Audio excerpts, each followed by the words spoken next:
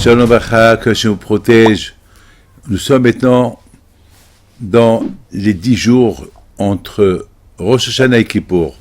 On les appelle les 10 jours de Teshuvah. Et on dit que pendant ces 10 jours-là, HaKadosh Baruch Hu, il est à côté. Il est à côté de nous. Mais le jour de Kippour, alors là, on est avec lui. Donc c'est écrit qui est Bayom Azeh Chaper Alechem, Litaritchem, Kohadotekhem, Ifnei Hashem. On est mamash à côté de HaKadosh Baruch Hu. Mais Baruch Hashem, pendant toute cette époque-là, on est gâté d'être en présence d'Hachem. Et c'est la raison pourquoi Hachem, il est prêt à nous pardonner toutes les fautes qu'on a faites, et si Dieu veut, pour qu'on puisse passer une bonne année.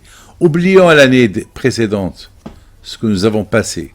Maintenant, il faut toujours souhaiter, espérer, Be'ezat Hachem, que des bonnes choses. Alors, je voudrais vous raconter une histoire pour vous prouver que Hachem, il est extraordinaire. On était au Maroc pour la Hilula d'Arba'in, puis de s'est bien passé. Alors, il y a une petite équipe qu'ils ont loué un avion privé, qu'il a fait Tel Aviv, Chypre, Maroc, et au retour, Maroc, Chypre, Tel Aviv. Voilà. Alors, au retour, on arrive à Chypre, on devait rester là-bas une escale d'1 heure, et voilà, on nous dit que l'avion, il ne décolle pas, le ciel israélien il est fermé, et on est bloqué à Chypre. On va faire quoi à Chypre? On a souffert. Parce que tout le bénéfice, on est en train de le perdre. Et on ne savait plus quoi faire. Il n'y a pas d'avion, il n'y a rien, on était jeté à Chypre. On était à 40 minutes de Tel Aviv. Mais on est jeté, on ne savait pas quoi faire. On avait à chacun me dire, Rabbi David, qu'est-ce qui se passe? Qu'est-ce que le bon Dieu est contre nous? Et après une belle Hilula qu'on a passée au Maroc, et les prières, c'est comme ça que ça commence. Et chaque fois, je dis, écoute, Hachem, il a ses calculs, nous, on ne connaît pas, on ne sait pas. Hachem, il sait. Entre-temps, il y a eu pas mal d'avions privés qui devaient partir en Israël, et ils ont atterri à Chypre, après ils ont redécollé, et nous, on est coincés. C'est pas possible. Le groupe a payé le même prix, et je ne sais pas ce qui se passe. Il y a eu pas mal d'avions qui sont venus du Maroc pour aller en Israël et via Chypre, et ils ont redécollé. Nous, non. Alors, chaque fois, on se pose la question, qu'est-ce qui se passe? On ne savait pas quoi faire, on était perdus. Mais moi, j'avais une confiance en Dieu.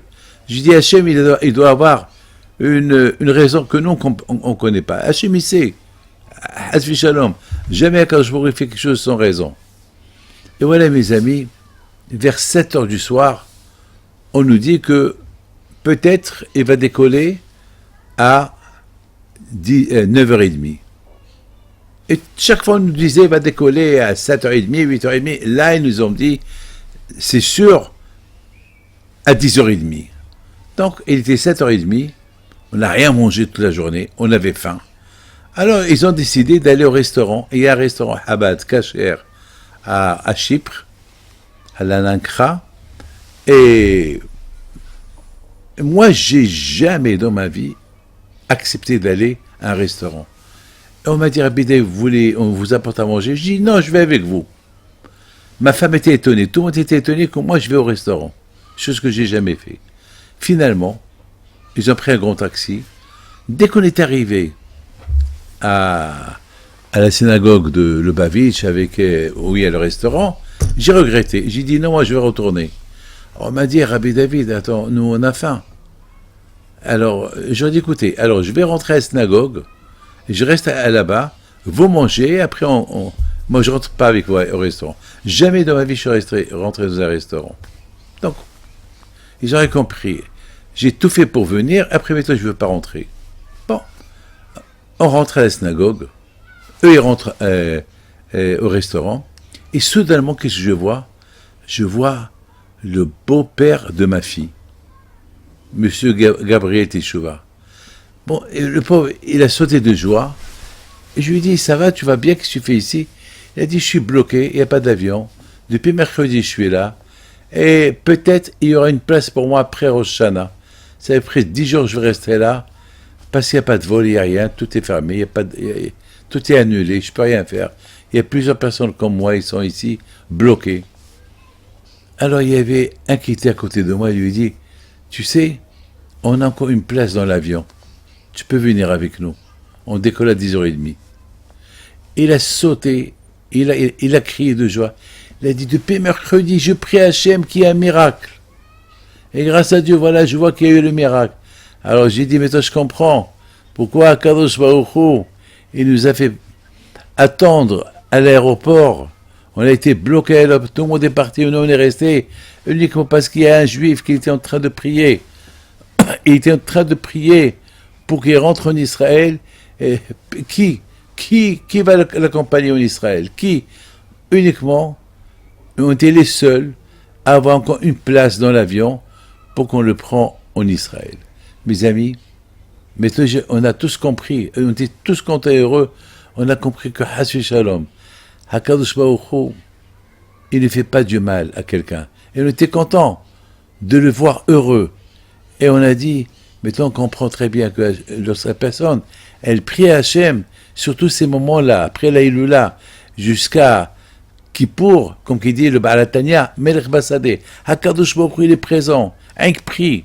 Regardez comment sa prière a été écoutée. A priori, ce n'était pas possible que sa prière aurait pu être écoutée. Elle a été écoutée. Mes amis, profitons, il faut bien profiter ces jours qui restent jusqu'à Kippour, de bien prier à Kadosh Baruch Hu. Et on n'a pas peur. On n'a pas peur des menaces. Be'ez Hashem, qu'on passe une bonne année. Amen.